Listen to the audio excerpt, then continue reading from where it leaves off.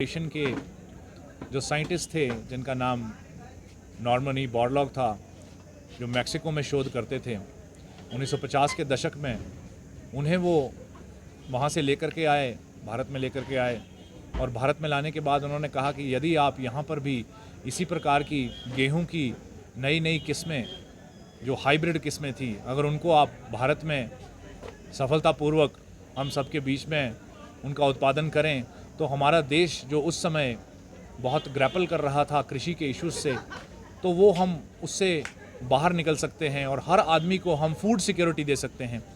Food security से मतलब है कि हर व्यक्ति के पास में इतना अन्न हो कि वो अपने परिवार का पेट पाल सके। एम एस स्वामीनाथन की ये पहल थी और उन्होंने नॉर्मन ई बॉरलॉग को यहाँ लाया। वेस्टर्न उत्तर प्रदेश, हरियाणा और पंजाब में उन्होंने शोध की तरह जो नई वैरायटियाँ, हाइब्रिड वैरायटियाँ वीट की थी, गेहूं की, उनको लगाया। और उससे हुआ ये कि वो वैरायटियाँ इतनी बढ़िया उत्पादन क्षमता के साथ में भारत में आई कि आने वाले समय में 3-4 साल में 1972 में भारत को कृषि की दिशा से गेहूं में सेल्फ रिलायंस मिल गया। हम स्वायत्त हो गए, हमारे पास में इतना अन्न होने लगा कि हमें कहीं और बाहर से अन्न लाने की आवश्यकता नहीं पड़ी। और हमारे सभी किसान और बागवान जो भाई थे, उन लोगों को इसका फ़ायदा मिला। किसानों ने वीट की खेती बहुत बड़े पैमाने पर करनी शुरू कर दी और आने वाले समय में सरकार ने भी इसके लिए प्रावधान किए और हमारे पास इतना गेहूं होने लगा कि हमें एक FCI का गठन करना पड़ा, फूड कॉरपोरेशन ऑफ इंडिया, जिसने कि पूरे भारतवर्ष में कई सारे ऐसे स्टोर्स बनाए जिनके अंदर में उस गेहूं को रखा जाने लगा। तो आज की डेट में हमारे पास लगभग 300 बिलियन टन गेहूं की उत्पादन होता है और हमारा देश, जब गेहूं और आटे की बात आती है तो हमें कहीं और की तरफ नज़र नहीं करनी पड़ती। हम अपने आप में सेल्फ रिलायंट हैं। ये एम एस स्वामीनाथन जी की पहल थी, ये उनका सपना था, उनकी सोच थी, जिससे कि भारत को आज इतना अन्न मिल पाया कि हमें किसी और के आगे हाथ फैलाने की आवश्यकता नहीं पड़ी। गेहूं के साथ साथ में फिलीपींस की एक लेबोरेटरी में, जहाँ पे हाइब्रिड वैरायटियाँ राइस की भी शोध की गई, उन्होंने वो भी वैरायटीज़ इंडिया में लाई और देखते ही देखते पूरे पंजाब, हरियाणा, वेस्टर्न उत्तर प्रदेश से लेकर के पूरे हिंदुस्तान में राइस की खेती होने लगी और आज हमारे देश में सबसे ज़्यादा राइस का उत्पादन होता है और आने वाले समय में इसके लिए सरकार ने भी प्रावधान किए। कहने का अर्थ ये है कि एम एस स्वामीनाथन ने जो अपना योगदान कृषि के क्षेत्र में दिया, वो अविस्मरणीय है, सराहनीय है, उसको हम भुला नहीं सकते। हमारा देश उसके लिए उनका ऋणी है। जब वो इस दुनिया से चले गए तो हमें लगता है कि उनके कुछ अधूरे कार्य जो उन्होंने किए थे, कांग्रेस की सरकार जब सेंटर में थी तो एक एम एस स्वामीनाथन की अध्यक्षता में एक कमेटी का गठन किया गया था। उस आयोग ने अपनी सिफारिशें लगभग 10 साल पहले ही टेबल कर दी थी पार्लियामेंट के सामने, सरकार के सामने, और वो सिफारिशें अभी तक लागू नहीं हुई। अगर सही मायनों में हम उनको श्रद्धांजलि देना चाहते हैं तो हमें सबसे पहले उन्होंने जो भी रिकमेंडेशंस सरकार को दी थी अपने आयोग की, वो रिकमेंडेशंस लागू करनी चाहिए। उन्होंने कहा था कि MSP जो है वो गारंटी के तौर पर दिया जाए, जिससे कि क्योंकि किसानी एक ऐसा प्रोफेशन है जो आज की डेट में इतना ल्यूक्रेटिव नहीं रहा। आज की डेट में अगर हम किसानी की बात करते हैं तो किसान सबसे ज़्यादा आत्महत्या करते हैं, किसान सबसे ज़्यादा पिछड़ा हुआ वर्ग है और किसानी करना अब एक आसान व्यवसाय नहीं रहा। इस व्यवसाय को ल्यूक्रेटिव बनाने के लिए स्वामीनाथन आयोग की जितनी भी रिकमेंडेशंस हैं उसे केंद्र सरकार को जल्दी से जल्दी लागू करना चाहिए। और स्वामीनाथन आयोग की ये भी रिकमेंडेशन थी कि जब भी एग्रीकल्चर के ऊपर में कोई पॉलिसी बने तो उसमें एग्रीकल्चरल साइंटिस्ट और बड़े फार्मर्स को साथ में लिया जाए। लेकिन आप देखते हैं कि पिछले जो 3 कानून भारतीय जनता पार्टी की केंद्र की सरकार को वापस बाद में लेने पड़े, लेकिन जब उन्होंने उस कानूनों को लाया, उन कानूनों को लाने से पहले किसी भी एग्रीकल्चरल साइंटिस्ट या किसी भी प्रकार के फार्मर्स के साथ में विचार विमर्श नहीं किया गया। इसी का कारण था कि वो तीनों कानून औंधे मुँह गिरे और सरकार को बाद में वापस लेने पड़े। यदि एक बार विचार विमर्श किया जाता स्वामीनाथन आयोग की रिपोर्ट के अनुसार, अगर उन लोगों को पहले ही कंसल्ट किया जाता तो इसकी नौबत ना आती और शायद जो लगभग 1000 के लगभग किसान अपनी जान से हाथ धो बैठे, वो भी आज सलामत होते। ये दुर्भाग्यपूर्ण है। हम उनको हिमाचल प्रदेश किसान कांग्रेस की ओर से भावभीनी श्रद्धांजलि अर्पित करते हैं।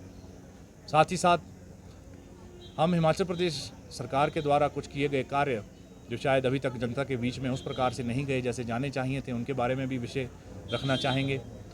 एक योजना है जो इस वित्त वर्ष में मुख्यमंत्री सुखविंदर सिंह सुक्खू जी लेकर के आए, उसका नाम है हिम उन्नति, जिसके अंतर्गत 2600 क्लस्टर्स पूरे हिमाचल प्रदेश में डेवलप होने हैं और उसमें से 186 क्लस्टर्स पे ऑलरेडी काम शुरू हो चुका है। इसके लिए बजट में 25 करोड़ का प्रावधान दिया गया था और इसके तहत 24 बीघा ज़मीन जो कि एग्रीकल्चरल ज़मीन है, खेती लगती ज़मीन है, उसमें किसी भी एक फसल को उठा करके उसको इतना परिपक्व करना है कि उससे किसानों और बागवानों की आय में वृद्धि हो।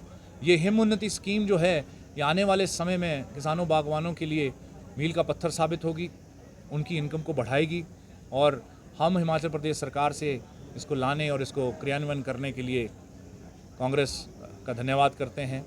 किसान कांग्रेस हिमाचल प्रदेश के किसानों की आवाज़ों को, मुद्दों को हमेशा उठाती रही है, आगे भी उठाती रहेगी और हमारी बहुत सी ऐसी मांगें थी जो सरकार ने मानी पिछले कुछ समय में और उसके लिए भी हम धन्यवादी। हमने बार बार प्रेस वार्ताएँ की हैं, चाहे वो सेब का प्रति किलो बिकना हो, यूनिवर्सल कार्टन हो, सीए स्टोर्स के लिए बजट में प्रावधान हो या सरकार का एज अ प्राइवेट प्लेयर आकर के सेब को ख़रीदने की दिशा में अपनी भागीदारी सुनिश्चित करना हो, रोड्स को खोलना हो और कृषि को लेकर के सब्सिडी पेस्टिसाइड और इंसेक्टिसाइड में ब्लॉक लेवल पे जारी करना हो। इन सभी के लिए हम सरकार का धन्यवाद करते हैं। हमने देखा कि पिछले कल मुख्यमंत्री सुखविंदर सिंह सुक्खू जी ने हिम सुखाश्रय स्कीम का लॉन्च किया और ये अपने आप में बड़ी ही सुखद योजना है। इसके लिए हम उनके बड़े आभारी हैं और मैं समझता हूँ पूरा प्रदेश आभारी है। वो जो बच्चे जिनके अभिभावक नहीं थे, जिनके पेरेंट्स नहीं थे, अभी तक उनको हर प्रकार की सुख सुविधाओं से वंचित रखा जाता था, अब उन्हें चिल्ड्रन ऑफ द स्टेट का दर्जा दिया गया। उनकी पढ़ाई लिखाई से लेकर के उनके जेब खर्च का भी वहन प्रदेश सरकार करेगी 27 वर्षों तक। ये जान करके बहुत सुखद अनुभव हुआ क्योंकि ये वही बच्चे हैं जो आकर के जब आगे बड़े होंगे तो प्रदेश की उन्नति में अपनी भागीदारी देंगे, अपना योगदान देंगे। इससे बढ़कर के कोई बात हो नहीं सकती। स्टेट का जो कार्य है वो है to help the destitute, to help the poor, to help the needy. और इस विषय में सुखाश्रय स्कीम जिसके लिए लगभग 101 करोड़ का प्रावधान किया गया है और इसी में सभी कांग्रेस के एमएलए ने अपना पहला वेतन जो था वो उन्होंने इस कोष में जमा करवाया था। उसके लिए मैं कहता हूँ ये बहुत अच्छी पहल है। और जिस प्रकार आपदा के प्रबंधन में भी मुख्यमंत्री सुखविंदर सिंह सुक्खू जी ने 51 लाख रुपए का योगदान दिया और वो भी तब जब उनके पास में शायद कुछ ही हज़ार शेष अपने अकाउंट में बचे। तो मैं समझता हूँ इस प्रकार के नेता यदि देश प्रदेश में हों तो आने वाले समय में किस प्रकार का विकास होगा ये हम सब अनुमान लगा सकते हैं। हमने देखा कि प्रदेश सरकार ने 4500 करोड़ रुपए का एक स्पेशल पैकेज आपदा से निपटने के लिए जारी किया। इस घड़ी में जब हम एक एक पैसे के लिए जूझ रहे हैं, मुझे लगता है प्रदेश सरकार का ये कदम बहुत सराहनीय है। और 7 लाख रुपए किसी को घर बनाने के लिए देना, दो बिस्वा अर्बन लोकल बॉडीज़ में और 3 बिस्वा गांव में घर बनाने के लिए किसी को ज़मीन देना, ये अपने आप में बड़ा ही पुण्य का कार्य है। इसकी ज़रूरत भी है और स्टेट सोशल सर्विसेज डिलीवर करने में जिस प्रकार की आज पहल कर रहा है उसके लिए हम सरकार का धन्यवाद भी करते हैं, अभिनंदन भी करते हैं। हम सब मिलकर के उनके साथ खड़े हैं। किसानों और बागवानों की समस्याओं को लेकर के हिमाचल प्रदेश किसान कांग्रेस हमेशा सजग रही है। हमारे नेता सोहन वर्मा जी जो आज थोड़ी देर पहले हमारे बीच में थे, उन्होंने प्रदेश के पूरे 12 ज़िलों की प्रभारियों की नियुक्तियां कर दी हैं और वो प्रभारी उन ज़िलों में जाकर के ब्लॉक लेवल पर हमारी कार्यकारिणी से और साथ ही साथ किसानों से भी बात करेंगे। हर माह वो अपनी रिपोर्ट प्रदेश के हमारे अध्यक्ष सोहन वर्मा जी को सौंपेंगे। हमें ऐसा लगता है कि इससे हम हर ज़िले के किसानों बागवानों की समस्याओं को लेकर के हम सजग हो पाएंगे और उन्हीं समस्याओं को हम सरकार के समक्ष रख पाएंगे।